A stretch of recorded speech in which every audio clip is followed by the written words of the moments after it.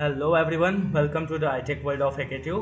सो आज हम लाए हैं आपके सामने एक नया सब्जेक्ट, आर्टिफिशियल इंटेलिजेंस। इसका सब्जेक्ट कोड है BCAI 501।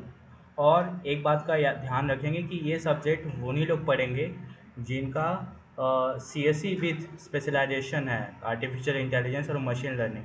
ठीक है। और ये एकेडीयू सिलेबस के CSE वाले पार्ट में नहीं है, CSE विथ AIML वाले पार्ट में ये सब्जेक्ट मेंशन है। ठीक है। और इसका सब्जेक्ट कोड भी BCAI 501 है। ठीक है। तो चलिए हम लोग डिस्कस करते हैं इसका सिलेबस। ठीक है। तो इसका सिलेबस शुरू में तो बहुत ईजी लगेगा, लेकिन जब लास्ट में जैसे जैसे पढ़ते रहेंगे वैसे हम लोग को इसमें टिपिकल देखने लगेंगे। ठीक है। इसमें पहले हम लोग डिफिनीशन डिस्कस करेंगे, फ्यूचर ऑफ AI, फिर कैरेक्टरिस्टिक ऑफ इंटेलिजेंट एजेंट्स, और फिर टिपिकल इंटेलिजेंट एजेंट्स, और फिर इसके बाद problem solving approach to typical AI problems. ठीक है। चलिए हम लोग बात करते हैं कि आर्टिफिशियल इंटेलिजेंस या AI के बारे में बात करेंगे। AI एक ऐसा फील्ड है जो मशीन्स को ह्यूमन लाइक इंटेलिजेंस के बारे में स्मार्टर बनाता है। तो चलिए AI के बेसिक कॉन्सेप्ट समझते हैं। ठीक है। तो AI जो है वो एक ब्रांच ऑफ कंप्यूटर साइंस है that aims to create machine capable of intelligent behaviour. ठीक है। कोई पूछे इंटेलिजेंस क्या होता है तो सीधा बात करेंगे, जो इंक्लूड करे लर्निंग, रीजनिंग, प्रॉब्लम सॉल्विंग और परसेप्शन और लैंग्वेज अंडरस्टैंडिंग। ठीक है। चलिए हम बात करेंगे AI होता क्या है। ठीक है। AI क्या है? आर्टिफिशियल इंटेलिजेंस वो टेक्नोलॉजी है जिससे मशीन और कंप्यूटर्स को ह्यूमन लाइक टास्क परफॉर्म करने के लायक बनाया जाता है। इसका मतलब है कि मशीन्स को सोचने, समझने और सीखने की क्षमता दी जाती है। ठीक है। यहाँ पर अगर हम लोग डिफिनीशन एग्ज़ाम में लिखना चाहें, ठीक है, तो AI can be define as the simulation of human intelligence process. Simulation, ठीक है, कीवर्ड्स का ध्यान रखेंगे। यहाँ सिमुलेशन मतलब मॉडलिंग होगी या क्लोन बोलते हैं एक बारे में। तो AI can be define as the simulation of human intelligence process by machines, specially computer system. जैसे कि कंप्यूटर सिस्टम होता है वो हमारा एक AI मॉडल जैसा ही कुछ होता है, और ये प्रोसेस जो है लर्निंग, रीजनिंग और सेल्फ करेक्शन इंक्लूड किया रहता है। ठीक है। तो बात करेंगे AI के टाइप्स, तो AI दो टाइप्स के होते हैं। ठीक है। जनरली दो मेन कैटेगरीज में डिवाइड किया जाता है। पहला नैरो AI, जिसको हम लोग वीक AI बोलते हैं। ठीक है। ये AI स्पेसिफिक टास्क परफॉर्म करता है, जैसे गूगल असिस्टेंट या सीरी, जो स्पेसिफिक क्वेरीज के आंसर देते हैं। और जनरल AI यानी स्ट्रॉन्ग AI, ये AI ह्यूमंस के लेवल तक इंटेलिजेंस डेवलप करता है, लेकिन यह अभी रिसर्च स्टेज पर है। ठीक है। अब हम कुछ फ्यूचर ऑफ या मतलब कि बात करें AI के एप्लीकेशन। ठीक है। हालांकि हम इसको और डिस्कस करेंगे और भी डिटेल में। तो health care, finance, transportation, entertainment. ठीक है। और फिर मशीन लर्निंग और डीप लर्निंग भी, ये सब उसके पार्ट होते हैं, AI के एक पार्ट ही है। ठीक है। अब हम बात करेंगे आर्टिफिशियल इंटेलिजेंस का फ्यूचर। ठीक है। यानी भविष्य। तो पहला हमारा आता है हेल्थ केयर एंड मेडिसिन। ठीक है। तो AI हेल्थ केयर में एक बड़ा बदलाव ला रहा है। ठीक है। प्रेडिक्टिव डायग्नोस्टिक, पर्सनलाइज मेडिसिन और रोबोटिक सर्जरी जैसे एरियाज में AI का यूज़ हो रहा है। AI power tool medicals images को एनालाइज करते हैं और डिसीजेज जैसे कैंसर के अर्ली साइंस को डिटेक्ट करने में मदद करते हैं। इन टूल्स की एक्यूरेसी और स्पीड ज़्यादा होती है, जो अर्ली डायग्नोसिस को आसान बनाती है। ठीक है। अब हम बात करेंगे ऑटोनोमस व्हीकल्स की। ठीक है। तो ये सब थ्योरेटिकल पार्ट हैं, ठीक है, जो कि आप अपने मन से भी लिख सकते हैं। हालांकि AI इतना ज़्यादा इसका क्रेज़ है कि हर हर फील्ड में AI है। ठीक है। अब हम लोग दूसरे पॉइंट में देखेंगे ऑटोनोमस व्हीकल्स की। तो सेल्फ ड्राइविंग कार्स और ड्रोन्स का डेवलपमेंट AI के साथ हो रहा है। ये vehicles real time decision making के लिए AI एल्गोरिदम्स का यूज़ करते हैं। आपने टेस्ला कार का नाम सुना ही होगा। ठीक है। और भी आजकल हमारे इंडिया में कार्स बन रहे हैं जो कि टाटा मोटर्स बना ही रहे हैं। ठीक है। जिससे ट्रांसपोर्टेशन सेफ़र और ज़्यादा एफिशिएंट हो जाता है। Autonomous vehicles traffic condition, obstacles और रोड साइंस को डिटेक्ट करते सेफ ड्राइविंग डिसीजन लेते हैं। ठीक है। और फिर NLP, natural language processing. NLP field में AI का एडवांसमेंट चैटबॉट्स, जिसको हम चैट जीपीटी कहते हैं, चैटबॉट्स और वर्चुअल असिस्टेंट्स को स्मार्टर बना रहे हैं, जैसे सीरी और एलेक्सा, जो अब ज़्यादा इनिशिएटिव हो रहे हैं। फ्यूचर में हम रियल टाइम ट्रांसलेशन सर्विसेज और इम्प्रूव्ड ह्यूमन कंप्यूटर इंटरेक्शन देख सकते हैं। ये टेक्नोलॉजी लैंग्वेज बैरियर्स को तोड़ने और कम्युनिकेशन को बेहतर बनाने में हेल्प करेगी। ठीक है, अब हम बात करेंगे फाइनेंस और ट्रेडिंग में कैसे हेल्प करता है हम लोग को एआई। एआई का फ्यूचर बहुत वास्ट है, यानी बहुत ही ज़्यादा, अगर कहने लगे तो आने वाला समय सिर्फ एआई का ही है। ठीक है, अब हम फाइनेंस और ट्रेडिंग में बात करेंगे तो फाइनेंस सेक्टर में AI fraud detection, algorithmic trading, credit scoring और पर्सनलाइज्ड फाइनेंशियल एडवाइस के लिए यूज़ हो रहा है। Machine learning models vast amount of data को एनालाइज करके मार्केट ट्रेंड्स को आइडेंटिफाई करते हैं और इन्वेस्टमेंट स्ट्रेटजीज़ को ऑप्टिमाइज़ करते हैं। इससे फाइनेंशियल डिसीजन मेकिंग और ज़्यादा एक्यूरेट और एफिशिएंट होता है। ठीक है, अब हम बात करेंगे smart cities and urban planning. AI smart city design करने में एक की रोल प्ले करेगा। ट्रैफिक मैनेजमेंट को ऑप्टिमाइज़ करने में, एनर्जी एफिशिएंट बिल्डिंग बनाने में और पब्लिक सेफ्टी मेजर इंप्रूव करने में एआई का यूज़ हो रहा है। AI driven analytics urban development को एनालाइज करके इन्वायरमेंटल इम्पैक्ट को रिड्यूस करने में मदद करेगा। इससे सिटीज़ ज़्यादा सस्टेनेबल और लाइवेबल बनेंगी। ठीक है, एजुकेशन और लर्निंग में कैसे कर रहा है देखते हैं। तो एआई पावर प्लेटफॉर्म्स एजुकेशन को रिवोल्यूनाइज कर रहे हैं, जैसे कि ये platform personalise learning experiences provide करते हैं, एडमिनिस्ट्रेटिव टास्क को ऑटोमेट करते हैं और रियल टाइम फीडबैक देते हैं। एआई स्टूडेंट परफॉर्मेंस डेटा को एनालाइज करके टीचिंग मेथड और मटेरियल को अडॉप्ट करता है, जो इंडिविजुअलाइज लर्निंग पाथ्स के लिए हेल्पफुल होता है। जैसे कि अभी आपने सुना होगा केरला में जो टीचर्स हैं वो एआई, मतलब कि एक रोबोट ही पूरा टीचर का टीचिंग मेथड देख रहा है, कैसे पढ़ाना है, कैसे डील करना है बच्चों को। ठीक है, तो एजुकेशन में कहीं ना कहीं एआई का रोल है। ठीक है, अब एथिक्स और गवर्नेंस की बात करें तो एआई का फ्यूचर एथिकल कंसर्न्स और को एड्रेस करने के लिए भी ज़रूरी है। प्राइवेसी, बायस और डिसीजन मेकिंग, ट्रांसपेरेंसी के इश्यूज को टैकल करना इम्पोर्टेंट है। रोबस्ट एआई गवर्नेंस फ्रेमवर्क्स और एथिकल गाइडलाइंस डेवलप करना ज़रूरी है, ताकि एआई टेक्नोलॉजी सोसाइटल वैल्यूज़ और ह्यूमन राइट्स के साथ अलाइन हो। तो ये थे एआई के फ्यूचर के कुछ की एरियाज़। ठीक है, की एरियाज़ हेल्थ केयर से लेकर एजुकेशन और स्मार्ट सिटीज़ तक एआई हर फील्ड में नई पॉसिबिलिटीज़ और एडवांसमेंट ला रहा है। एथिकल कंसिडरेशन को भी ध्यान में रखना ज़रूरी है। अगर आपके पास ठीक है, और भी चीज़ें हैं तो आप इसमें ऐड करके लिख सकते हैं। हालांकि मैंने 7 पॉइंट्स लिखे हैं, अगर एग्ज़ाम में पूछ दिया जाए तो आप ये 7 पॉइंट्स भी अगर लिख देते हैं अच्छे से एक्सप्लेन करते हुए, तो आपको 7 मार्क्स मिलेगा ज़रूर। ठीक है, हालांकि ये क्वेश्चन पूछे जाते हैं कि आर्टिफिशियल इंटेलिजेंस का फ्यूचर क्या है, तो हेल्थ केयर से मेडिसिन से लेकर आप सीधा एथिक्स एंड गवर्नेंस तक आ जाएंगे। ठीक है, अब हम आते हैं हमारे तीसरे टॉपिक पे, जिसका नाम है कैरेक्टरिस्टिक ऑफ इंटेलिजेंट एजेंट्स। ठीक है, तो बात करेंगे पहला हमारा टॉपिक ऑटोनॉमी। ठीक है, इंटेलिजेंस एजेंट्स होता है अपने आप काम करते हैं बिना किसी डायरेक्ट ह्यूमन कंट्रोल के, यानी कि ये एजेंट्स अपने डिसीजन खुद लेते हैं और किसी ह्यूमन इंटरवेंशन की ज़रूरत नहीं होती है। एग्जाम्पल तौर पे बात करें तो एक ऑटोनोमस वैक्यूम क्लीनर, जैसे रोम्बा, आपने सुना होगा रोम्बा, अगर आप सर्च नहीं सुने होंगे तो रोम्बा को आप देख भी सकते हैं सर्च करके कहीं भी गूगल पे या यूट्यूब पे। ठीक है, अपने आप घर के फ्लोर्स को क्लीन करता है, उसे ह्यूमन इनपुट की ज़रूरत नहीं होती है, वो अपने सेंसेस के थ्रू रूम के लेआउट को समझकर अपने आप सफाई करता है। ठीक है, इसको बोलते हैं हम ऑटोनॉमी में, ये सब आ जाएगा। और तो दूसरा बात क्या आता है, रिएक्टिविटी। इंटेलिजेंट एजेंट्स इन्वायरमेंट में होने वाले चेंजेस को क्विकली डिटेक्ट करते हैं और उनके अकॉर्डिंग रिएक्ट करते हैं। ये उन्हें डिनामिक इन्वायरमेंट्स में इफेक्टिव बनाता है। एग्जांपल के तौर पे बात करें तो सेल्फ ड्राइविंग कार्स इन्वायरमेंट के चेंजेस को क्विकली रिएक्ट करते हैं। अगर कार के सामने सडनली एक पेडिस्ट्रियन आता है, मतलब कि कोई अगर आ जाता है जानवर वगैरह, ठीक है, तो कार तुरंत ब्रेक लगाकर ये डायरेक्शन चेंज करके रिएक्ट करता है।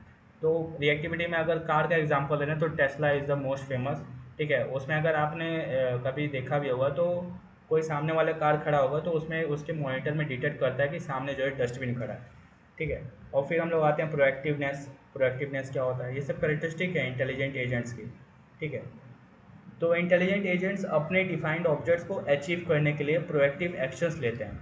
ये एजेंट्स फ्यूचर में होने वाले कंडीशंस और सिचुएशंस को एंटिसिपेट करके एक्शन प्लान बनाते हैं। एग्जांपल की बात करें तो एक स्मार्ट होम सिस्टम जो टेम्परेचर को रेगुलेट करता है, पहले से ही वेदर फोरकास्ट को देखकर रूम का टेम्परेचर एडजस्ट कर देता है ताकि यूज़र्स को कंफर्टेबल फील हो। तो स्मार्ट होम सिस्टम प्रोएक्टिवनेस का पार्ट है। और फिर आता है हमारा सोशल एबिलिटी। इंटेलिजेंट एजेंट्स दूसरे एजेंट्स या ह्यूमन के साथ इंटरेक्ट और कम्युनिकेट करते हैं। ये कम्युनिकेशन उनकी इफेक्टिवनेस और कोलैबोरेशन को इम्प्रूव करता है। एग्जाम्पल तौर पे बात करें तो कस्टमर सर्विस चैटबॉट्स जो कस्टमर क्यूरीज को हैंडल करते हैं और उनसे इंटरेक्ट करते हैं। ये चैटबॉट यूज़र के क्वेश्चंस का जवाब देते हैं और ज़रूरत पर ह्यूमन एजेंट से ट्रांसफ़र कर देते हैं। ठीक है, अब हम आते हैं एडॉप्टेबिलिटी क्या होता है। तो इंटेलिजेंट एजेंट्स अपने एक्सपीरियंस से सीखते हैं और नए सिचुएशन के साथ अडॉप्ट करते हैं। ये कैरेक्टरिस्टिक उन्हें इवॉल्विंग इन्वायरमेंट्स में इफेक्टिव बनाता है। एग्जांपल के तौर पे बात करें तो ईमेल स्पैम फिल्टर्स जो नए स्पैम पैटर्न्स को आइडेंटिफाई करके अपने एल्गोरिदम्स को अपडेट करते हैं। जैसे जैसे नए स्पैम टेक्निक्स डेवलप होती है, ये फिल्टर्स उनको डिटेक्ट और ब्लॉक करने के लिए अडॉप्ट करते हैं। अब फिर आता है हमारा रेशनलिटी। ये सारे कैरेक्टरिस्टिक आप अच्छे से मेंशन करेंगे अगर एग्ज़ाम की पॉइंट्स में आ जाएंगे। एग्ज़ाम में जितने अच्छे से आप पॉइंट वाइज लिखकर डेमोन्स्ट्रेशन आंसर करेंगे उतने अच्छे आपको मार्क्स मिलेंगे। अब रेशनैलिटी की बात करते हैं तो intelligent agent as action just choose करते हैं, ऐसे एक्शन चूज़ करते हैं जो उनकी परफॉर्मेंस या यूटिलिटी को मैक्सिमाइज करता है। रेशनैलिटी का मतलब है कि एजेंट अपने गोल्स को एफिशिएंटली अचीव करने के लिए बेस्ट पॉसिबल एक्शन सिलेक्ट करता है। एग्जांपल के तौर पे बात करें तो इन्वेस्टमेंट एल्गोरिदम जो स्टॉक मार्केट डेटा को एनालाइज करके इन्वेस्टमेंट डिसीजन लेता है। ठीक है, ये एल्गोरिदम्स उन स्टॉक को सिलेक्ट करते हैं जो हाईएस्ट रिटर्न प्रोवाइड कर सकते हैं। फिर आता है हमारा परसिस्टेंस। तो इंटेलिजेंट एजेंट्स अपने गोल को परस्यू करते हैं चाहे कितनी भी चैलेंज और ऑब्स्टिकल्स आएँ। ये कैरेक्टरिस्टिक उन्हें गोल ओरिएंटेड और डिटरमाइंड बनाता है। एग्जांपल के तौर पे बात करें तो चैटबॉट जो यूज़र सपोर्ट प्रोवाइड करता है। अगर एक यूज़र बार बार सेम इशू रेज करता है तो चैटबॉट कंसिस्टेंटली सपोर्ट प्रोवाइड करता है और प्रॉब्लम सॉल्व करने के लिए परसिस्टेंटली एफर्ट्स करता है। कंक्लूजन की तो बात करें तो इन कैरेक्टरिस्टिक के थ्रू इंटेलिजेंट एजेंट्स अपने इन्वायरमेंट के साथ इफेक्टिवली इंटरेक्ट करते हैं और डिज़ायर्ड गोल्स अचीव करते हैं। ठीक है, तो ये फीचर्स उन्हें कॉम्प्लेक्स और डिनामिक टास्क हैंडल करने के लिए कैपेबल बनाता है।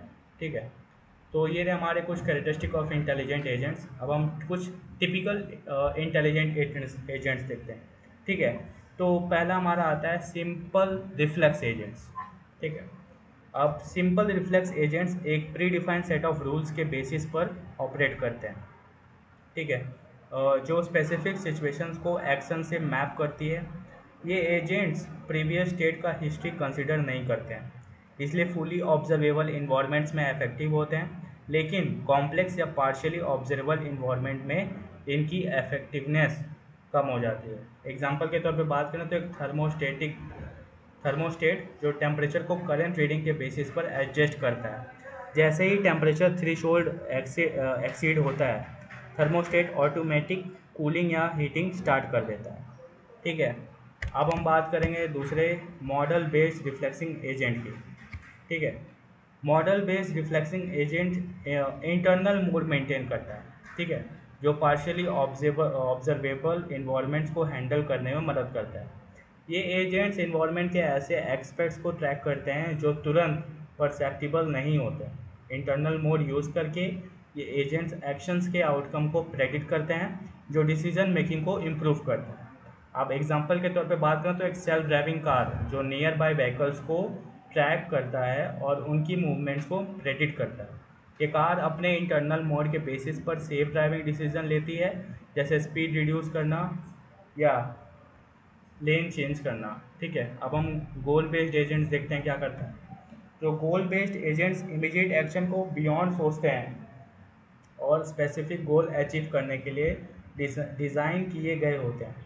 ये एजेंट एक्शन चूज़ करते हैं बेस्ड ऑन गोल्स और रिसर्च और प्लानिंग एल्गोरिथम का यूज़ करके बेस्ट पाथ फाइंड करते हैं जो ऑब्जेक्टिव अचीव कर सकें।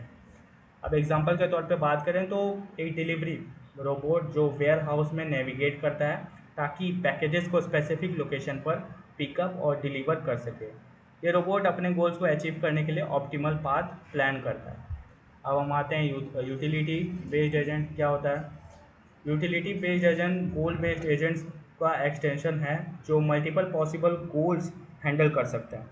ये एजेंट्स डिफरेंट पॉसिबल एक्शंस को इवेल्युएट करते हैं एक यूटिलिटी फंक्शन के बेसिस पर। जो हर आउटकम की डिज़ायरेबिलिटी को न्यूमेरिकल वैल्यू असाइन करता है। एजेंट एक्शन चूज़ करता है जो एक्सपेक्टेड यूटिलिटी को मैक्सिमाइज करता है। एग्जांपल के तौर पे बात करें तो एक ऑटोनोमस ट्रेडिंग सिस्टम जो ट्रेड्स को सिलेक्ट करता है, जो प्रॉफिट मैक्सिमाइज करता है और रिस्क मिनिमाइज करता है। ये सिस्टम मार्केट कंडीशन को इवेलुएट करके बेस्ट ट्रेड डिसाइड करता है। अब हमारे लर्निंग एजेंट, फिर कोलैबोरेटिव और फिर हाइब्रिड एजेंट। लर्निंग एजेंट क्या होता है? लर्निंग एजेंट अपने एक्सपीरियंस से सीखते हैं और टाइम के साथ अपनी परफॉर्मेंस इंप्रूव करते हैं। एक लर्निंग एजेंट में 4 कंपोनेंट्स होते हैं। पहला लर्निंग एलिमेंट यानी परफॉर्मेंस को इम्प्रूव करता है। दूसरा परफॉर्मेंस एलिमेंट यानी एक्सटर्नल एक्शन सिलेक्ट करता है। और तीसरा क्रिटिक यानी फीडबैक प्रोवाइड करता है। और प्रॉब्लम जनरेटर यानी नए नॉलेज के लिए एक्शन सजेस्ट करता है। अब एग्जांपल के तौर पे बात करें तो एक रिकमेंडेशन सिस्टम जो कि यूट्यूब पे बहुत आपने देखा होगा।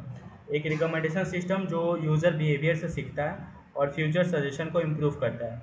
जैसे अगर यूज़र ने सर्टेन टाइप्स के मूव्स देखे हैं तो सिस्टम उनके प्रेफरेंस को एनालाइज करके सिमिलर मूव सजेस्ट करता है। जैसे कि अगर आप कोई कुछ बात बोलते हैं तो आपने बहुत देखा होगा, अगर आप क्रोम वगैरह खोलते हैं तो उसी से रिलेटेड आपको ऐड आने लगते हैं।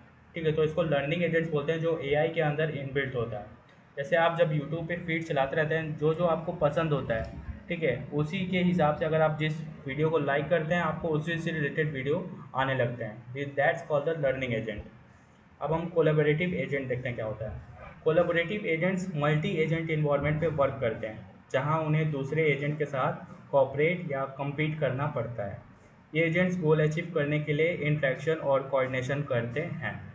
एग्जाम्पल के तौर पे बात करें तो एक ऑनलाइन मल्टीप्लेयर गेम में एजेंट्स जो कॉमन ऑब्जेक्टिव अचीव करने के लिए कोलैबोरेट करते हैं या एक दूसरे के अगेंस्ट compete करते हैं। जैसे एक टीम जो गेम ऑब्जेक्टिव्स को कंप्लीट करने के लिए साथ काम करती है। अब हम बात करते हैं हाइब्रिड एजेंट। ठीक है, हाइब्रिड एजेंट जो होता है वो मल्टीपल एजेंट आर्किटेक्चर को कंबाइन करते हैं ताकि डिफरेंट टाइप के स्ट्रेंथ्स या फ़ायदे उठा सकें। ये एजेंट्स रिएक्टिव और डेलिब्रेटिव स्ट्रेटजीज को कॉम्बिनेशन यूज़ करते हैं जो इमीडिएट रिस्पॉन्स और लॉन्ग टर्म प्लानिंग के बीच बैलेंस बनाता है। इसका एग्जांपल देखें तो एक रेस्क्यू रोबोट जो ऑब्स्टिकल्स अवॉइड करने के लिए रिफ्लेक्स एक्शन यूज़ करता है और साइमल्टेनियसली पाथ प्लान करता है ताकि टारगेट तक एफिशिएंटली पहुंच सके। ये रोबोट इमीडिएट रिस्पांस के साथ साथ लॉन्ग टर्म प्लानिंग भी करता है। तो इन डिफरेंट टाइप्स के इंटेलिजेंट एजेंट का यूज़ स्पेसिफिक टास्क और इन्वायरमेंट के हिसाब से होता है। ठीक है, हर एजेंट की अपनी अपनी करेक्टरिस्टिक और स्ट्रेंथ है जो उन्हें डिफरेंट सिचुएशन में इफेक्टिव बनाती है। इन एजेंट्स को समझना एआई के एप्लीकेशन और डिज़ाइन के बेहतर तरीके से इम्प्लीमेंट करने में मदद करेगा। ठीक है, तो ये रहे कुछ हमारे टिपिकल इंटेलिजेंट एजेंट्स। ठीक है, अब हम आते हैं हमारे मेन टॉपिक पे, प्रॉब्लम सॉल्विंग अप्रोच। ठीक है, प्रॉब्लम सॉल्विंग अप्रोच पे आते हैं। तो एआई प्रॉब्लम सॉल्विंग ऑफन जो बहुत सारे टाइप्स होते हैं। ठीक है, देखते हैं उसको। तो एआई प्रॉब्लम सॉल्विंग के लिए अक्सर एक बड़े स्पेस ऑफ पॉसिबल सॉल्यूशन को एक्सप्लोर करना पड़ता है ताकि ऑप्टिमल या सेटिस्फैक्ट्री आउटकम मिल सके। इस प्रोसेस को एफिशिएंटली हैंडल करने के लिए सर्च एल्गोरिदम यूज़ किए जाते हैं। ये एल्गोरिदम सिस्टमेटिकली प्रॉब्लम के डिफरेंट स्टेट या कॉन्फ़िगरेशन को एक्सप्लोर करते हैं और सॉल्यूशन फाइंड करते हैं। ठीक है, तो सर्च एल्गोरिदम क्या होता है? सर्च एल्गोरिदम वो मेथड्स है जो प्रॉब्लम स्पेस को सिस्टमेटिकली एक्सप्लोर करते हैं ताकि एक सॉल्यूशन फाइंड किया जा सके। ये एल्गोरिदम्स प्रॉब्लम्स के स्टेट को ट्रेवर्स करते हैं और बेस्ट सॉल्यूशन को आइडेंटिफाई करने के लिए डिफरेंट स्ट्रेटजीज यूज़ करते हैं। ठीक है, तो ये आप टाइप्स दिख रहे हैं। सर्च एल्गोरिदम के 2 टाइप्स होते हैं, एक अनइनफॉर्म्ड और एक होता है इन्फॉर्म्ड सर्च। ठीक है, अब अनइनफॉर्म्ड सर्च एल्गोरिदम क्या होता है? इन एल्गोरिदम में प्रॉब्लम स्पेस के बारे में कोई एडिशनल इन्फॉर्मेशन नहीं होती है। ये एल्गोरिदम्स रैंडमली या सिस्टमेटिकली स्टेट्स को एक्सप्लोर करते हैं बिना किसी ह्यूरिस्टिक इन्फॉर्मेशन के। ठीक है, इसके कुछ एग्जांपल्स हैं जैसे बीएफएस है, डीएफएस है और यूनिफॉर्म कॉस्ट सर्च है।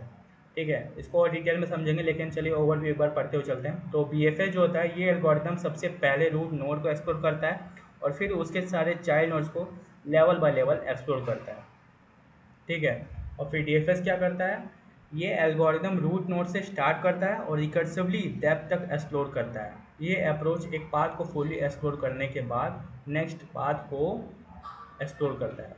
ठीक है, अब हम देखते हैं यूनिफॉर्म कॉस्ट सर्च क्या करता है।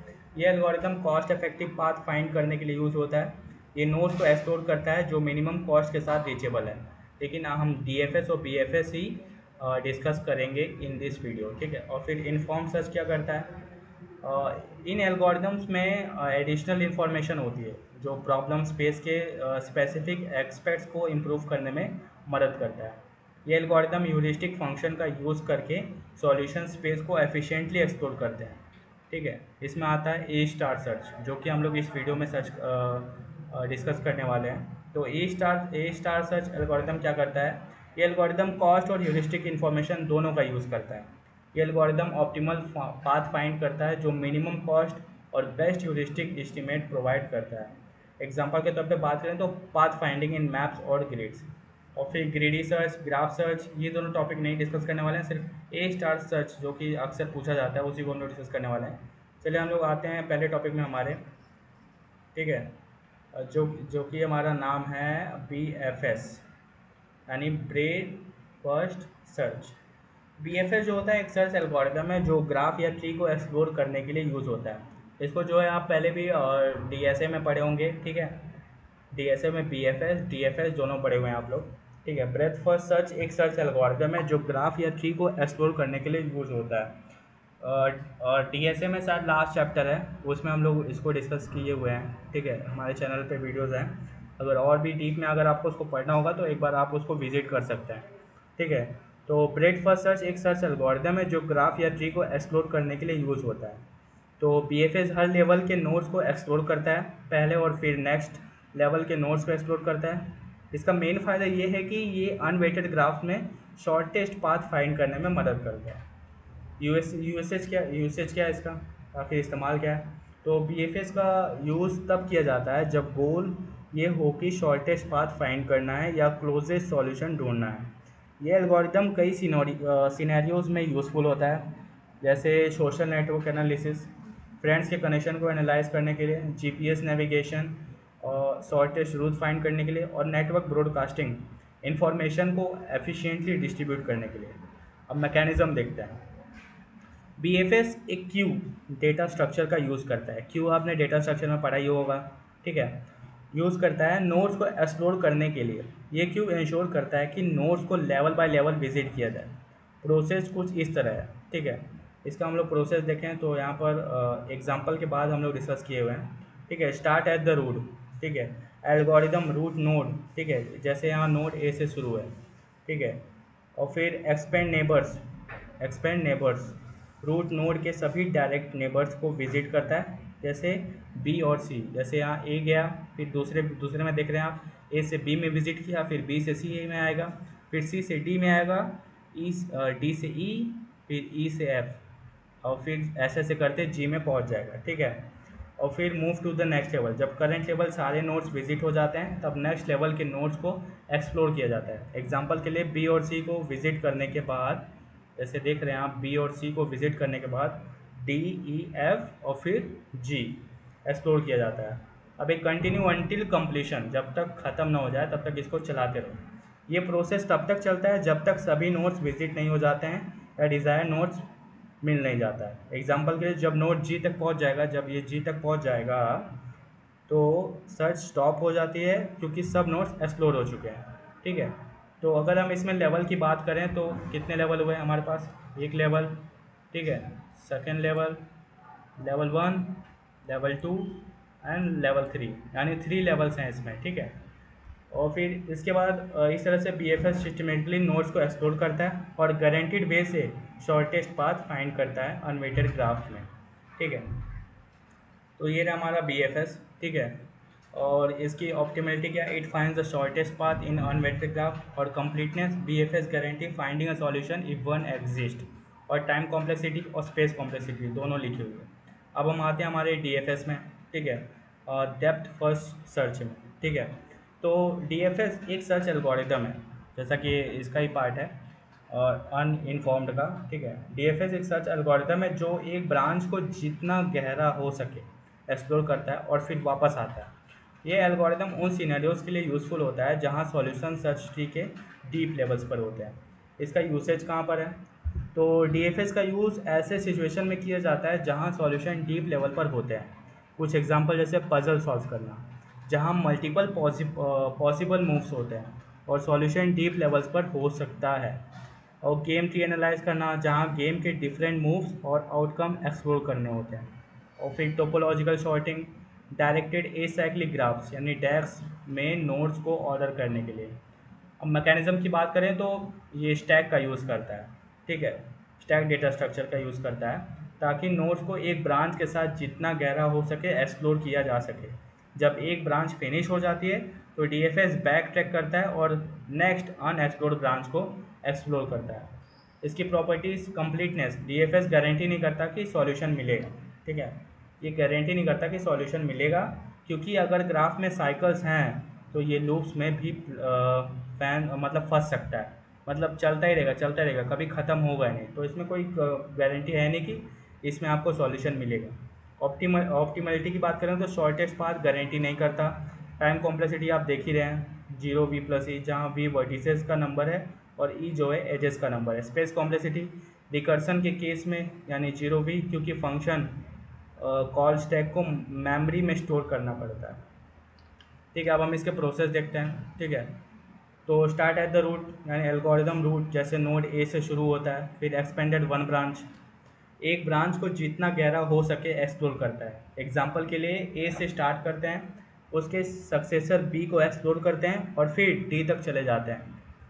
फिर देखते हैं ऊपर जाके, ए से स्टार्ट करते हैं, ठीक है, और फिर इसके बाद बी तक जाएंगे और फिर बी से डी तक जाएंगे, ठीक है। मतलब कि देख रहे हैं आप यहाँ स्टैक वाइज जा रहे हैं, ए से बी, बी से डी, और फिर डी से ई, फिर ई से फिर यहाँ ऊपर चले जा रहे हैं सी पर, फिर सी से एफ, ठीक है, फिर एफ से जी, मतलब स्टैक वाइज जाएंगे। तो एक्सपेंड वन ब्रांच, एक ब्रांच को जितना गहरा हो सके एक्सप्लोर करते हैं। एग्जाम्पल के लिए देख रहे हैं आप, ए से बी में जा रहे हैं, फिर बी से डी में जा रहे हैं। फिर बैक ट्रैक देखते हैं, डेड एंड पर पहुंचने के बाद मोस्ट रिसेंट अनएक्सप्लोर्ड नोड तक वापस आते हैं। एग्जाम्पल के लिए डी से बी, डी से बी में गए वापस से, और फिर बी को रिमेनिंग सक्सेसर ई को एक्सप्लोर करते हैं, इसको छोड़ के फिर ई को एक्सप्लोर करेंगे।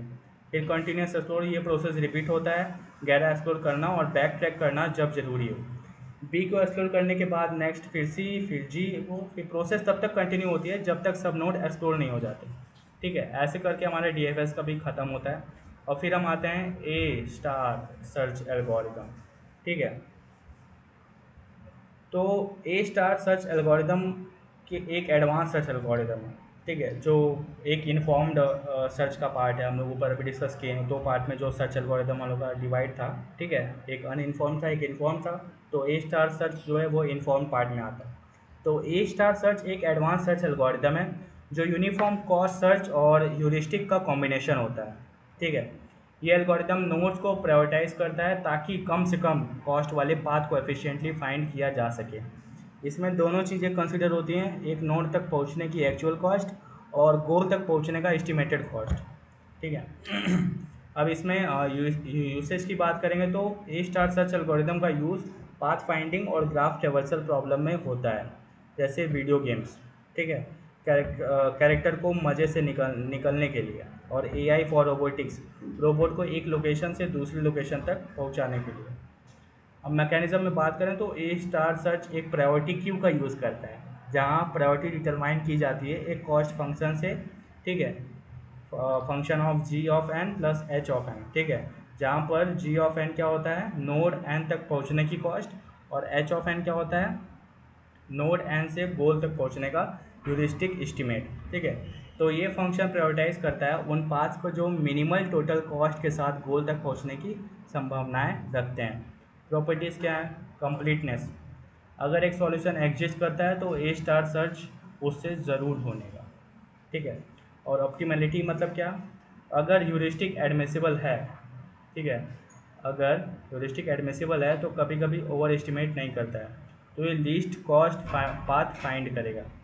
और फिर क्या, टाइम कॉम्प्लेक्सिटी, ह्यूरिस्टिक पर डिपेंड करता है, वर्स्ट केस में एक्सपोनेंशियल हो सकता है। और फिर स्पेस कॉम्प्लेक्सिटी हाई हो सकता है क्योंकि सब नोड्स को मेमोरी में स्टोर किया जाता है, ठीक है। तो ये रहा हमारा ए स्टार सर्च। और फिर हम आते हैं ह्यूरिस्टिक। ह्यूरिस्टिक भी एक मायने में बहुत इंपॉर्टेंट टॉपिक है, हालांकि एग्जाम में इससे भी क्वेश्चन आते हैं। ठीक है, तो ह्यूरिस्टिक वो रूल्स ऑफ थंब होते हैं। ठीक है, ह्यूरिस्टिक वो रूल्स ऑफ थंब होते हैं जो सर्च प्रोसेस को जल्दी और एफिशिएंट सॉल्यूशन की तरफ गाइड करते हैं।